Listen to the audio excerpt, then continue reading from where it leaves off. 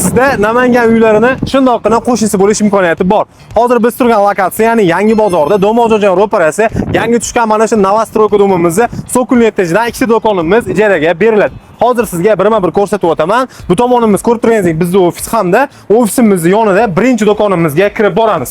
Ushbu do'konimiz panorama eshiklarni o'rnatib qo'yilgan, ichlari ham to'liqligicha oqartirib, elektr montajini bitkazib qo'yilgan. Sanozor qilish uchun chekka qismimizda umumiy hamma kommunikatsiyani olib kirib, tayyor holatga keltirib qo'yilgan. Ko'rib turgan joyingiz 100 metr kvadrat, kafellar ham hammasi berib qo'yilgan.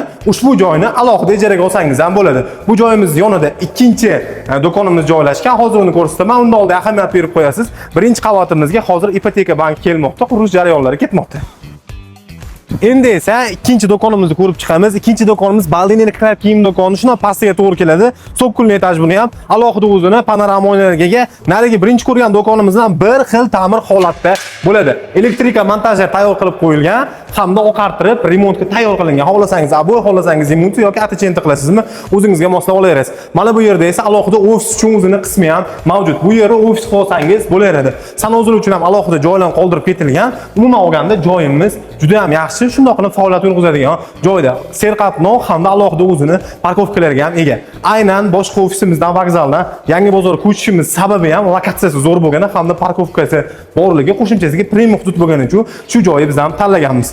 Kommunal tarmoqlardan hamda hujjatlardan muammo yo'q. Uzoq yillik shartnoma qilib olsangiz ham bo'laveradi. Egalarning telefon nomeri videoni pastda, aloqaga chiqib mana shu joyni ijaraga olsangiz bo'laveradi.